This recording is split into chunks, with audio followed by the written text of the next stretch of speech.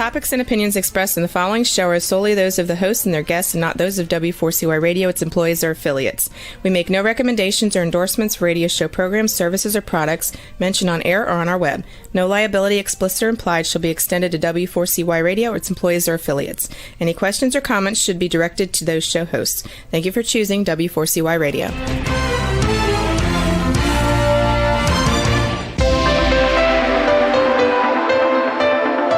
Churchill said, "Those who fail to learn from history are condemned to repeat it." Kevin Hallinan believes that certainly applies to business. Welcome to Winning Business Radio, here at W4CY Radio. That's W4CY.com. And now, your host, Kevin Hallinan.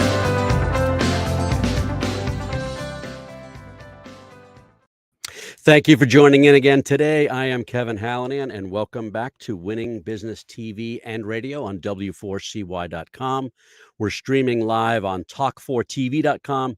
We're also streaming on Facebook at Winning Business Radio. And of course, we're available on podcast after the live show on many other platforms, including YouTube, iHeartRadio, Spotify, Apple, pretty much wherever you listen to your favorite podcast, you'll find us.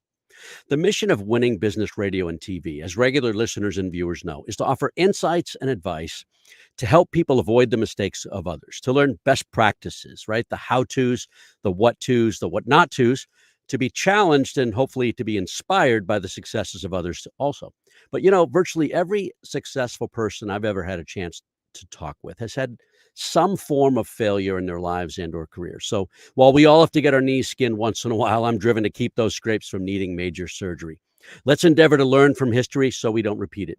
Today, we have a special treat, two friends, one of which is a returning guest. Belle Walker was on in July of 2020. She's the founder and lead consultant of Belleview Consulting. And Lisa Levesque, certified master business coach. Together, they are co-authors of Generation Innovation, Business, Family, and the Journey to Success. Here are their bios. Lisa Levesque is a certified master business coach and has owned a Focal Point business coaching and training franchise for over 6 years. As a Focal Point coach, Lisa works directly with business owners, executives, corporate teams, and their professionals and other professionals, to change their lives for the better. She has a passion for helping her clients achieve their full potential by developing their teams, improving their operations, and enhancing their profitability. As a coach, Lisa works with her clients to develop a plan personalized to their needs and introduces proven business concepts that, when implemented, help to generate a healthy return on investment. Prior to Focal Point, Lisa spent over 25 years at large corporations where she held senior leadership roles in the areas of finance, marketing, risk management, service strategy, and distribution.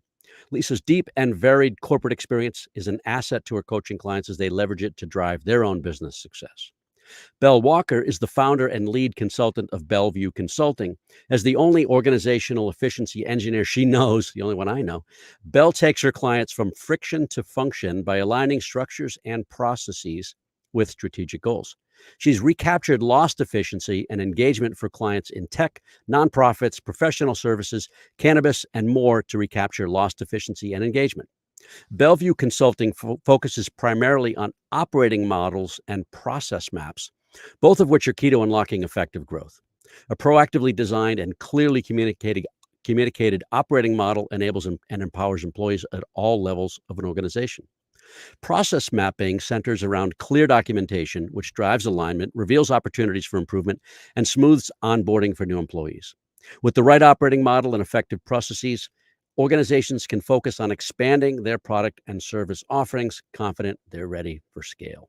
Prior to turning full-time to consulting, Belle spent her career building and optimizing teams that were responsible for everything from complex operations balancing safety and efficiency to the cutting edge of AI and autonomous driving. Belle honed her skills at multi-billion-dollar corporations such as Google, where she managed the initial Street View vehicle rollout and built a nationwide aerial photography operation, and HERE Technologies, where she built a team responsible for both the operational creation and resulting quality of the HD maps created for use by autonomous vehicles. Merging project managers, data scientists, software engineers, system engineers, and more for HERE Technologies, offered ample opportunity for Belle to hone and refine her organizational design and leadership skills. She also received a patent for the Quality Index, a mechanism that allows digital maps to be incorporated more effectively into autonomous vehicle environmental models. Bell has also built product management and marketing teams for small, closely held organizations such as Future Ads and the Plan 9 Group. With a mechanical engineering degree, bachelor's degree from Harvard, and a systems engineering master's degree from USC, Bell leverages the engineering problem solving process, easy for me to say, to design and build the most complex systems possible, those comprised of individuals. Together in 2023, Lisa and Bell co-wrote Generation Innovation, Business, Family, and the Journey to Success. It's a business parable that introduces common challenges along with solutions to those challenges that small business owners encounter. The challenges are introduced to the story of a mother and daughter who own very different businesses, yet find they can help each other to grow and achieve success. Well, I did that quickly because I wanted to get here. Lisa and Belle, thank you and welcome back to Winning Business Radio and TV. Thanks for being here. Thanks for having us. This is going to be fun. I want to get a little background. You are both, like me, for the listeners and viewers who don't know, we're members of Provisors, a powerful, trusted advisor network across America. And my guess is that's how you met. Yep. Okay, it's a great guess. And COVID had an impact. I won't give that up yet. You can talk about it. Lisa, first, tell the audience about your business. Yeah. So I'm a focal point business and executive coach, like you said. So my favorite people to work with are business owners who are good but want to be even better. So they know that they're doing a great job. They see opportunity for growth, but they kind of get stuck somewhere along the way. And it's usually at the time when they really need to let go of the reins a little bit and let their team start taking over so that they can let the team develop and let the business and let their own personal time be spent on the strategy and moving the business forward. That is a great time to jump in and help them see how exciting it can be to be a leader and to develop the team underneath them for success of the entire business. And tell us who your clients are. Give us some, you don't have to, yeah. who are your clients? You know what I mean? Sorry. Yeah. Yeah, I usually work with businesses between 2 and 20 million in revenue, but I do have a very, very specialized focus on dental practices. And it just so happens that Generation Innovation, one of the two main characters, is a dentist. And I know the answer, but tell the audience why you chose that field. Well, it just so happens that I'm married to a dentist, and I've known him since undergrad. He was the boy across the hall, and I learned as soon as he bought his practice that they don't teach you anything about how to run a business in dental school. And so he had me, but not every dentist has a spouse or a significant other who has a business background that can help them. So I'm there to be that person for them. And I'm going to ask Belle you these same questions. What problems in general do you solve? You just mentioned a big one, but what problems do you generally solve for them? Well, they could be, it depends on what stage they're in, right? So if they're in a growth stage, we talk about how to create efficiencies, how to maximize the productivity of their staff and keep them happy, because it's tough. There's not a lot of career growth afforded to these folks. So how do we do it? If they're about to think about retiring, I like to talk about making sure that we have the right measures in place to show how profitable the business is so that they can maximize the return on that sale. Or it could be early on too, but those are the two major ones, kind of growth, or let's talk about selling. Great. This is a big question. Give it about a minute. A case study, something recent, just kind of where they were, the type of problems and the work that you're doing with them. Yeah, so I'm working with do you want me to give it a minute, really? You don't really want me to. A full minute. Go ahead, as much time as you want. A radio silent minute. So one dentist that I'm working with, super successful practice, right? Really did well. And then, and you find this with dentists and you'll understand what I mean in a minute. Super successful. COVID hit, it hit the dental industry, 13 weeks shut down across the industry. They all got their PPP loans, but they tried to keep their folks on. And it took about a good year for people to trust going back to the dentist. Because think about it, they're in your mouth. We're all worried about the diseases and everything. And so they were a slow recovery. This dentist in particular, he's older. He's thinking about transitioning out. And so he brought me in to help him kind of how do I find the right people, get the practice set up for sale. But what we found was the practice was not generating revenue at the same level as Mm. pre-COVID, but he Ouch. kept the same overhead and he wouldn't let go of it. And that is a key theme with these kinds of folks. They're so loyal to their employees, and in turn, their employees are so loyal to them. And, and it's great and it's beautiful, Sure. but Sure. it's also a challenge when your business, all of a sudden, your overhead percentage has gone up so dramatically that you can't necessarily keep up with it. So it was a great to really kind of talk him through how can we maximize things, how can we keep as many people as possible, and how can we get that revenue back up to where it was pre-COVID so that he can feel good about the next phase for him. So it's really, it's pretty deep. We're going into every level of his Mm. business, operational efficiencies, expenses, employee issues, everything. It's been fun. Wow. Well done. Good summary. Thank you. Thank you. Belle, tell us about your business. Yeah, so my business takes organizations from friction to function. Love So that. at the surface level, I solve very similar problems to what Lisa does, right? I work with organizations that are often growing, or in my case, they're often organizations that have grown. And the phrase that comes to mind for people is victims of their own success. Mm. Hmm. And so what was working for them has stopped working. And so I come in, and the organizations I work with, they know where they're trying to go. They have a strategy, they have a plan, and they have a great team. And those components are necessary but proving insufficient. So I add the third ingredient, which is a little bit of structure, a little bit of connective tissue to that organization to keep people connected, working together, and all going in the same direction. And similar question. Who are your clients? So my clients are all over different industries. So I'm very industry agnostic, but Hmm. they tend to be in the 20 to 50 person headcount range, Hmm. because 15 to 20 is when you first start to cross that threshold where just having great people Yeah. stops being enough. Hmm. And by the time you hit 50, a colleague of mine put it really well, you pretty much can't hit 50 if you haven't gotten some of those structures and Yeah. processes in place. Very good. And the same question. What types of problems? You just mentioned a couple. Give the audience a flavor. What other kinds of problems do you solve? Yeah, the kinds of problems I solve tend to be the who does what when problem. So when there's a major challenge and the leadership team is looking at each other, and it's, the question of who should be leading this, and four people raise their hands. Okay, Mm. that's probably not correct, or nobody Wait, we have a raises their committee. hand. Right. There is a difference between supporting each Mm. other and you know everyone thinking that this must be in my realm. And so whether it's four or zero, if there's more than one or a number other than one, that's where you start to run into these real Mm. challenges. So those are some of the problems I tend to look at. Cool. And can you do the same? Can you provide a 1 minute or so case study?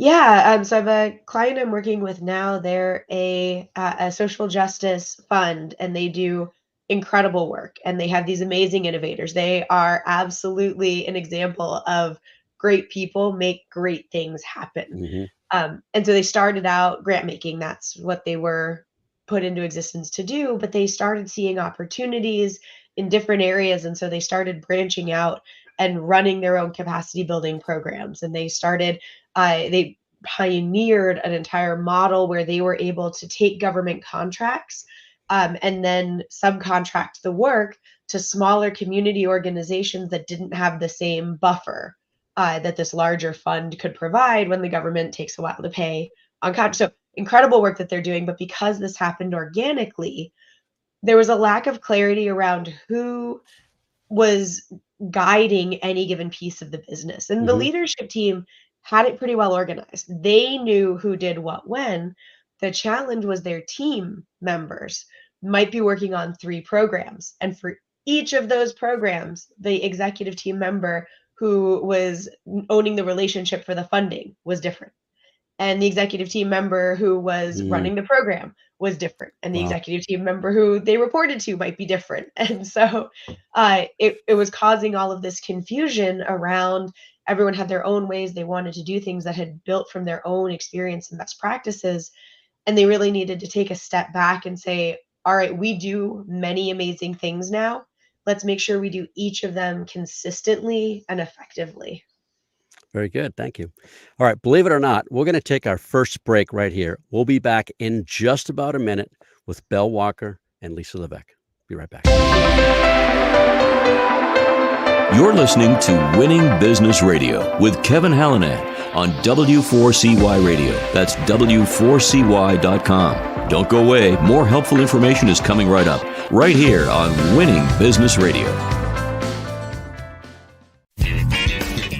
Have you ever dreamt of being on the radio?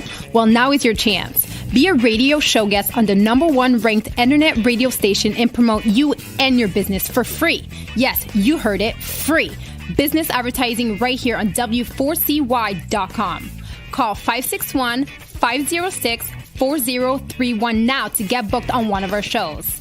That's 561-506-4031. Get your free advertising now. And now back to Winning Business Radio with Kevin Hallinan, presenting exciting topics and expert guests with one goal in mind, to help you succeed in business. Here once again is Kevin Hallinan.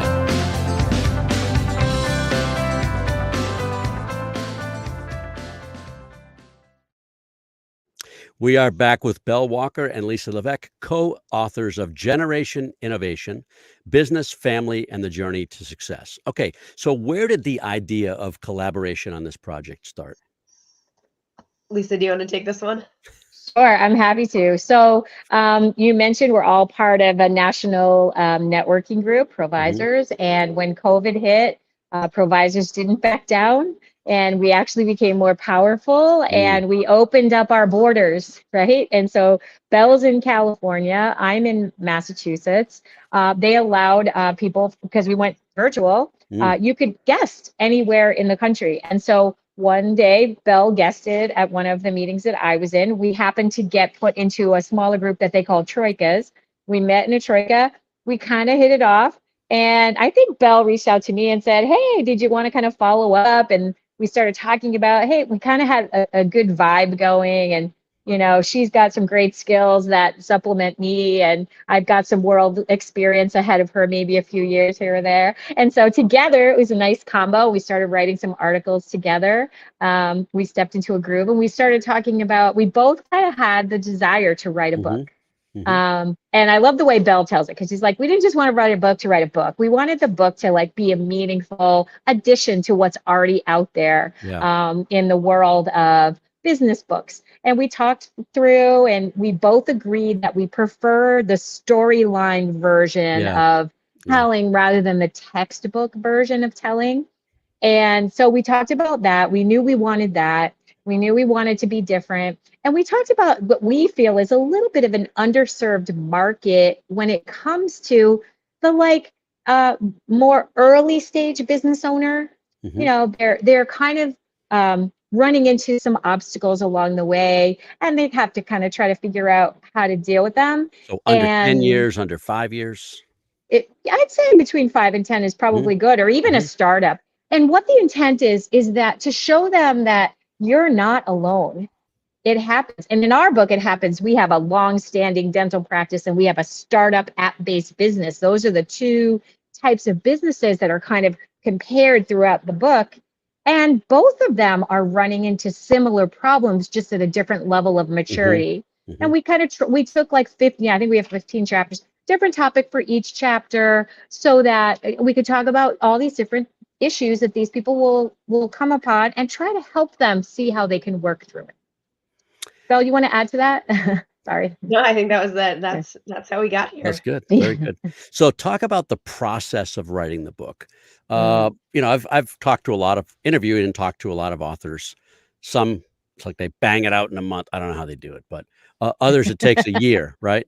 And they're doing it all by themselves. How did you guys decide how to carve it up, and who would take what responsibility, and how did you keep on track? Talk about that. Yeah, so we had already been co-writing articles for a little Right. while, and so we had a little bit of a rhythm there, where we would each draft an article and then kind of tweak each other's work. And so what we ended up doing was creating an outline, identifying those topics that Lisa mentioned, and then we just sort of went through the table of contents. And each week we'd each pick it, or every couple of weeks we'd each pick a chapter.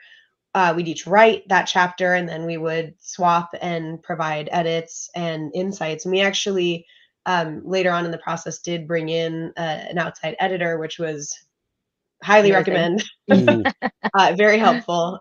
He was great, but he said at one point he had no idea who had originally written any of the Wow, that's cool. chapters. I tried to figure that out too, and I couldn't.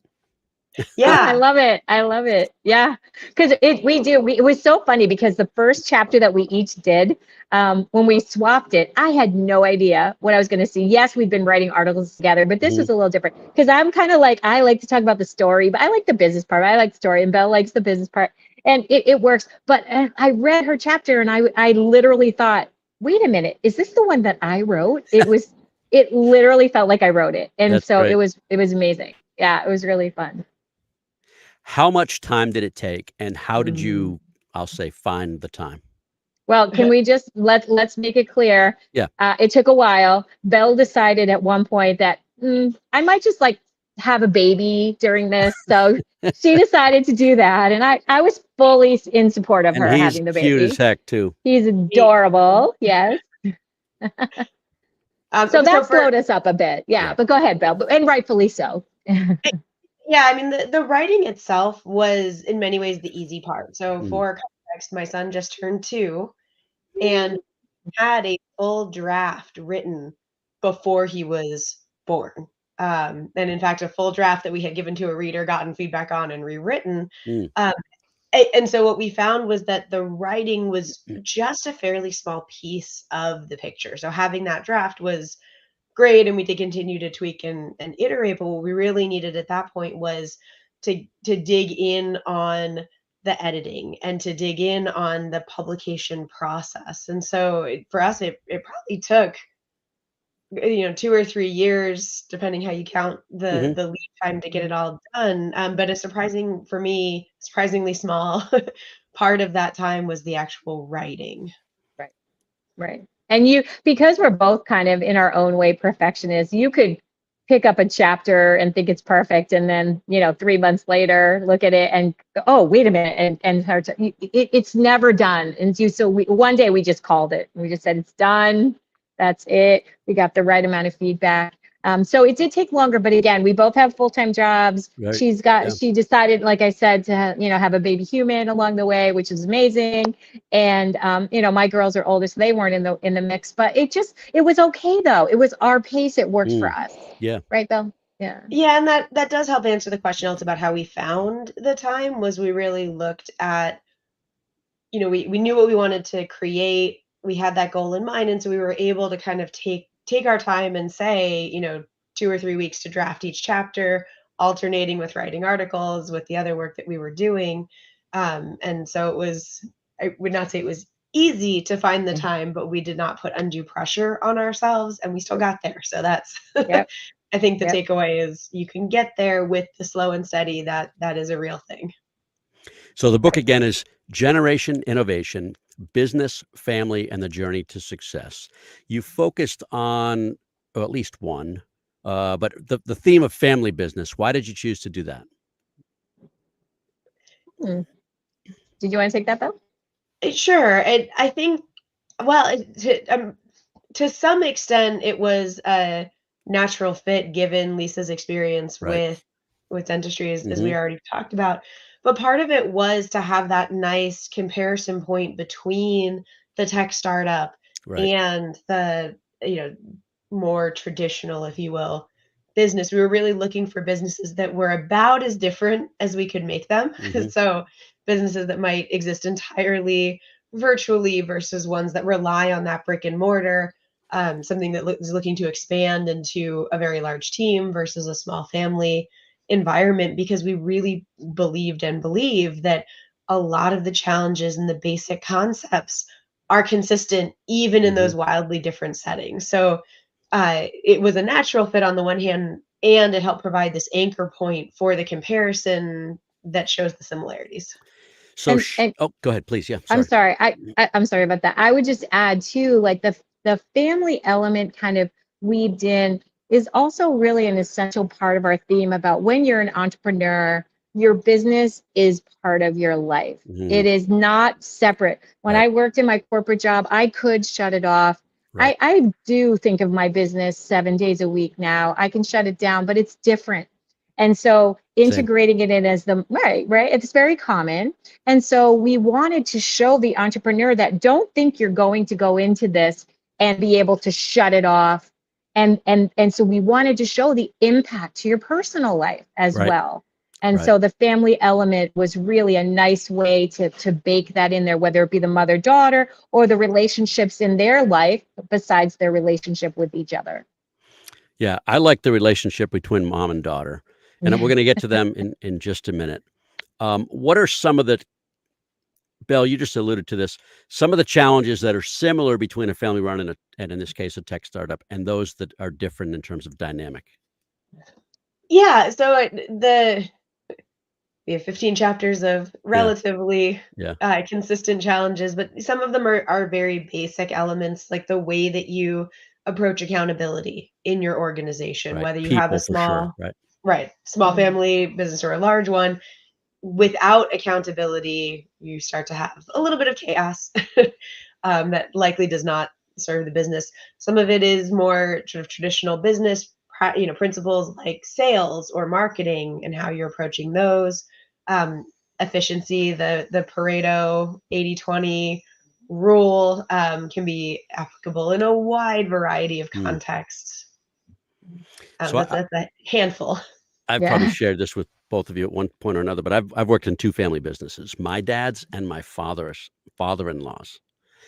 Working for my dad, I was very young, and you could see people in jobs they shouldn't be in because they were, just kinda too close to everything, and the same with my Mhm. father-in-law's, is the people problem was exaggerated because, well, that's just what where we're gonna put him, right? That's where we're gonna put her. That's what she's gonna do, versus matching the person and skills to the job. So that's what I've seen over the years. Yeah, And we then have a chapter that does all about that, where Kate tries to hire a friend into a yeah, role that she's not ready for. yeah. Yeah, that does happen. You're right, Kevin. Sorry to cut you off.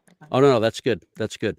Um, Talk about what you guys perceive as the key inflection points within that growth of a business. So, Mm. for example, I think Mm. of the generational change as one key in a family business. I've worked with multiple family businesses as clients, and as you said, as I heard, hello, as you heard me say, worked in them as well. Real key inflection point. What are some of the other inflection points you see?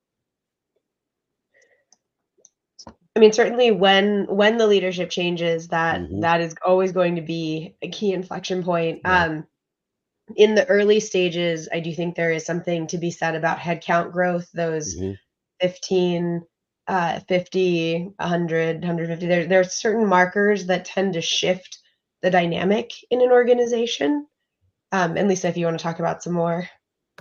Yeah, no, I agree. I would say that we see that certainly on the daughter startup and on the mother's side. I mean, she's like struggling the whole time with the fact that she doesn't want to admit that maybe she's nearing retirement, and she sees, bringing on a partner or thinking about what is that key step that you take to set Hmm. your business up to leave your legacy. Think about it. You spent your whole life building this and you want your legacy to stand. So, how do you do it? Finding the right person to represent it the right way. And in the book, the mother has the right person and hates him for it, right? And takes a long Yeah. time to Yeah. finally realize that what he represented. But that was a huge point for her. So we have the daughter who's experiencing the growth and the people, and you see her mature, right? She's like a kid who's doing I was everything. just going And to say, very excited, very energetic, ready to rock and yeah, roll. Right. yeah. And then she becomes this mature businesswoman, who I like love it. Like, she's my own daughter. Like, I honestly feel like Belle's my daughter, honestly. And like, we always like and it feels like it's our story in some way, you know what I mean? But it's just beautiful to watch her grow and mature into this, really strong and successful woman. And then the mother growing into this, okay, finally accept I am going to move on, but I'm not retiring. I'm going to do something new. And that's really exciting. It's never has to be over. All right, pause on There's that thought. yeah. It's the bottom of the hour. We're going to take another break. We'll be back in one more minute with Belle and Lisa. You're listening to Winning Business Radio with Kevin Hallinan on W4CY Radio. That's W4CY.com. Don't go away. More helpful information is coming right up, right here on Winning Business Radio. The YP.com website is your local search engine. If you're looking for a good restaurant, it can help you find the right one nearby with ratings and reviews. Or if your car breaks down, you can use the YP app to find the closest repair shop. Or maybe you're just looking for something to do on a Friday night. Well, it has great local coupons for all sorts of things in your area. No matter what, when, or where, if you're looking for something, YP Local Search can help you find it. So go to YP.com or download the app to search local, find local, and save local.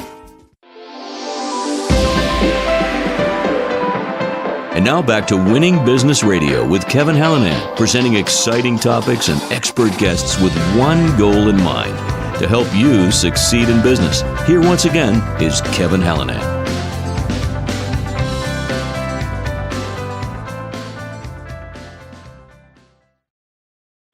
We're back for the fourth and final hour. I always wanted to say that. I hear it on sports radio.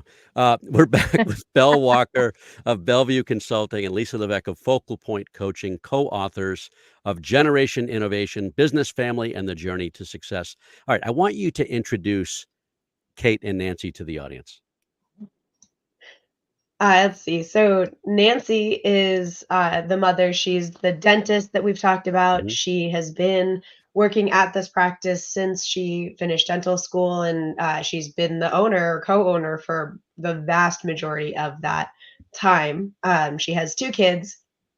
Her daughter, Kate, is our other protagonist, and Kate has always been interested in starting her own business, and the book begins when she is ready to actually take that leap. And so this is not her first job. She has done some work to try and get a grounding, but And her mother wasn't completely thrilled with at least one of those jobs, right? No, and this did borrow a little bit from some of our real life experience, where I had noticed, especially in my time at Google, that actually the administrative and executive assistants it was a launch pad Yes. into some of the most successful positions in the business. And that's not traditionally, I think, how many industries have approached those roles. And so we introduced a little bit of that kind of new school, old school tension in pretty early on. But so Kate has that experience. And so she decides to start a business that combines the people's need to move their physical goods in the real world with the sort of on-demand culture we've developed. And she starts a company called Move Mobile. And I don't recall, did she introduce her mom to the gig economy, or was her mom familiar with that beforehand? No, Mom will say she was familiar with it. That's what I thought. Right? Okay. Yeah. Although she really thought it was limited, but yes. Yeah, I mean, it's so funny to watch their dynamic, because the daughter's just like, when she says like a desktop computer is like Stone Age. Those aren't her words, but it even opens my eyes today. I'm like, really? Because the daughter is just so far ahead technology thinking, and the mother's she's trying to keep up, and she does a decent job. But reality is it's a different generation. And so that's why it's generation innovation, right? But they're both innovating. They're both learning as they go, Let's see. So Kate is excited. She's got a couple challenges. Mom, Nancy, has some challenges of her own. And early on, her husband, Kate's dad, mentioned some news, which complicates things somewhat. Yeah. Tell us about that. Yeah. So literally very early on, he comes home, he finds out that they're doing a little bit of an early retirement offer at his company. And he's, early to mid 50s. And he's kind of like, he's a little bit, should I or should I not do it? But in some ways, he, feels like a dinosaur at his company, believe it or not, for his age. And so he's struggling, and Hmm. so that his struggle, and then, Nancy starts to struggle, because then she sees, well, I don't think I'm old, but he's not old. And what do we do now?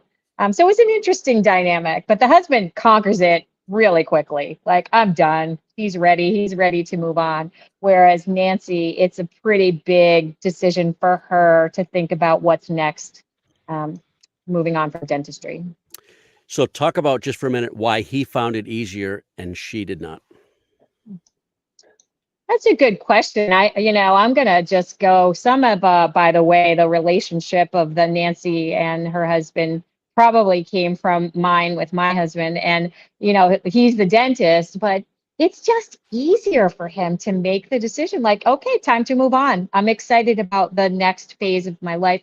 And remember, he's in a corporate role. Right. It's Right. easier to you have your friends and you have all of that, but he doesn't own it. He didn't have as deep of a relationship or feeling of responsibility Completely. to his Completely. co-workers. Yeah, I think it's a very big difference when you are the owner and you're responsible for all of these people and all of those patients and everything. It's a much bigger deal.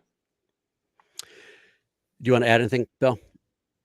No, I think Lisa really articulated it. At heart, he is retiring from a business. Mm. When Nancy is thinking about retiring, it would fundamentally change everything about that. But it's not she retires from a business, it's she retires and everything changes Yes. for the Right. behind in a way that's just not true when you're part of a larger machine. All right. Talk about the dynamic between Kate and Nancy, both the pluses and the Mm. challenges. I won't even say minuses. I'll say challenges. Yeah, we decided pretty early on that we wanted them to have a generally good Hmm. relationship, and, that it was a little unrealistic for the relationship to have always been, as strong as it is now, and so, as we were talking through more of the backstory, and there's, elements that obviously never made it into the book, but we know Right. because we really dug into their lives, where they went through some really tough times, especially when Kate was in high school and coming to terms with her own identity, and they had to kind of look to how they were going to move together. And so they really started to fall back on what are things we have in common. And it turns out that both of them have been pretty passionate about business for a very long time. And so what we decided very early on is that this talk about business was as much a relational crutch as anything else. And that's why they have these deep conversations. And you can see through the book that, it starts with more love than that. But it really continues to grow as they watch each other go through this transition and they see how it's touching their whole lives. That you can see that relationship just strengthen and deepen, but it's really formed around this sort of anchor line they have of, okay, we're not going to argue about mom's migraines. We're not going to argue about, who's dating who. We're Yeah. just going to talk business because that's a safe place to be, and let that be the foundation so that we can get into these trickier topics. Lisa, want to add? Yeah, I mean, I love the complexity of their relationship, because anyone who knows a mother-daughter relationship, it is going to be super complex. And the thing about it is that they do, as Belle said, use the businesses as a crutch, but nobody is going to be more qualified to tell each other what would be the best next thing for them to do than each other. They Mhm. may not show it to each other, but they really have this deep respect for each other's abilities, and need for each other's approval. That I just think is a beautiful element of their relationship, because they can be harsh as anything to each other, or, but they're always on each other's side. And I think that is just a great description of, a really strong mother-daughter relationship, period. All right. Tell us a little bit about the uh, partners that Kate decided to partner with In her business. in her business, correct? Yeah, so Kate has a co-founder that she has known since high school, Mhm. or sorry, not since high school, since college, Sanjay, who has a very different background than Kate does. I believe he's an art history major, which does come up at various points in the book. But one I took thing they, art history 101 just because somebody said it Oh, was easy, and then it was oh, all about memorizing mm, dates and people, and it wasn't as easy as it sounded. yeah, I was Anyway, gonna say the brief glimpses I've had, and I would not flag those classes as no, I easy. would not have advised yeah. that. Um, but yeah, so they, as they've talked through the years, they've been through a lot of moves. It's always terrible. That, certainly for me, drew a little bit on my own experience with moving, especially in those early years during and out of college. That's why I never bought a pickup truck. Right, I'm not right. kidding. And everyone wants your help. That's So right.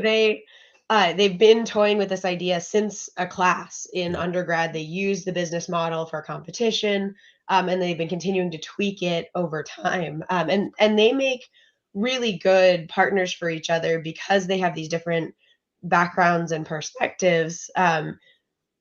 And they fall very naturally into a dynamic where Kate can be the CEO and Sanjay provides this additional expertise. That was one thing that I think we did somewhat intentionally is we did not pick dueling CEO partners. I've seen that work, I've seen that not work. But of all the places we might foster drama in the book, we decided that that particular partnership was one that we would have largely be very harmonious. And I think that even with that, there are plenty of challenges that the business faces. Like, Uh, Mhm. well, and so I'll skip ahead a little bit towards the yep, end of the book, yeah, but even with them getting along very well and being very well aligned on how they want to show up for the company, they hit a point where they actually realize they're letting their team down, because they have been really trying to step back and empower and enable these incredible executives that they have hired over the years. Uh, and they have a moment where they realize maybe we've taken this a little too far, right? We've given people areas of ownership and responsibility. I mentioned this is a moving company. mhm, You can have situations where you have someone responsible for safety and you have someone responsible for efficiency, and those roles inherently need to be in tension. That is their jobs, right? Their jobs are to embody these elements of the business, and someone else needs to be the tiebreaker. right, And because that's they where are naturally at odds, right? Not the they're people, naturally at the odds. Yeah. roles, right, Right, the roles, not the people, and this right, is part of the right, confusion in the book that they have to call out and address, and it's something I see in the businesses I work with. I've been in these positions, we're distinguishing between that healthy organizational structural tension and two people who just like to argue with each other is crucial to making sure that you're getting to the right solutions for everyone mhm, involved. And in those structural elements, you have to know, okay, well then where does the tiebreaker come in? Where is the decision made? And doesn't matter how well your CEO, your founders get along if no one's making that decision. yeah, Yeah, I also like their relationship early on when, it was clear whose business it really is, right? It's Kate's business and he's along for the ride, but not really. He does a great job. But the beauty of their relationship is they kind of stay in their own lanes. There's a scene that was really frustrating to us. It's really powerful, the women in business scene when Kate goes to get funding and she's asked to introduce them to the man behind the technology. And she's the man behind the yeah, technology. yeah, And she's really frustrated. And it's funny because then she's loaded for bear. And the next time she goes for funding, and they ask where her partner is, and she's all like prickly, and they just want to talk about why an art history major can like make an impact here. So it's kind of fun and interesting, but he never would have tried to step in her lane, and she doesn't try to step in his, and I think that's why it works well together. What are some of the most important lessons you're trying to get across through their story? Well, one of the things that I had said to Belle from the very beginning, business is changing. There's no question it's changing, but there are some fundamental concepts that will always Mhm, matter. mhm, regardless of if your business is on a spaceship going to Mars, there's still some fundamental concepts, communication, setting the right expectations, measuring your business for success, and that's what we did. We sat down and we came up with, 15 chapters of things that they're really timeless. And that was something that we wanted to get across is it doesn't matter if it's a new type of business, or if it's an old business, there's still these concepts that will apply. And people, right? You mentioned the Yes. benefits of happy employees, right? Yeah. Oh, yes. Yep. And happy Absolutely. customers.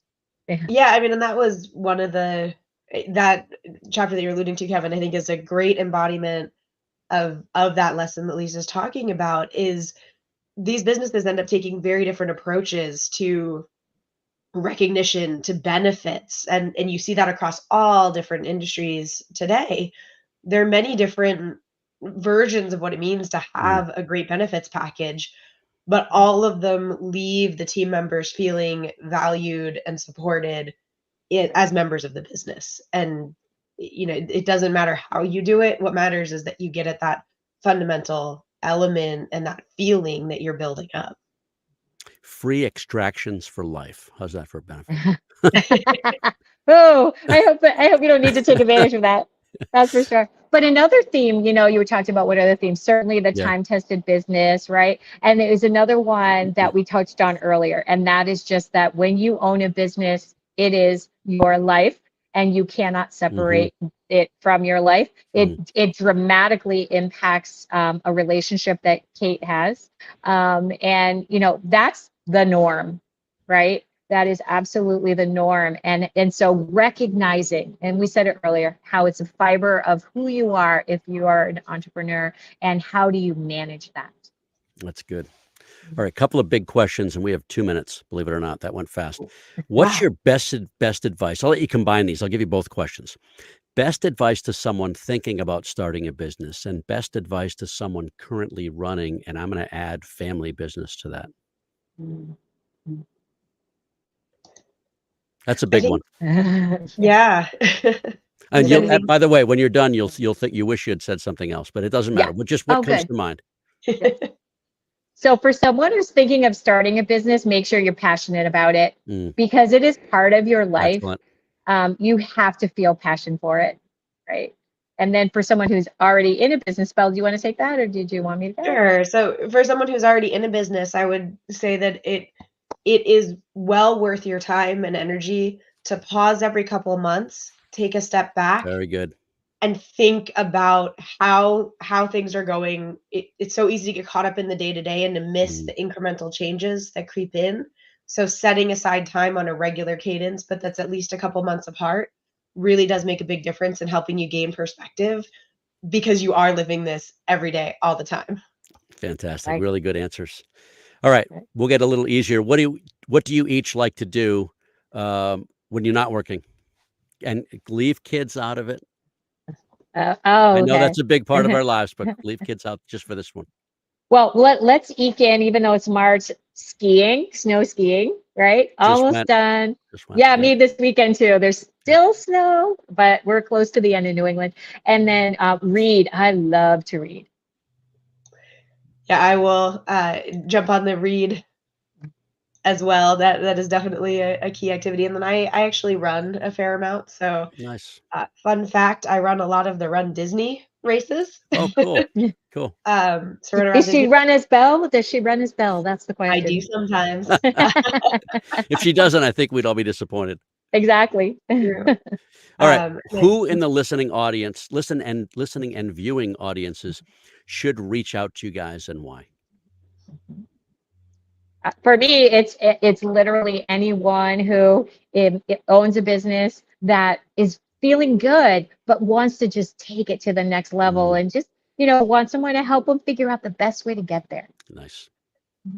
Yeah, for me, it's the people who know where they're trying to go, and they know they've got a great team, and they are scratching their heads about why aren't we as a great team getting there.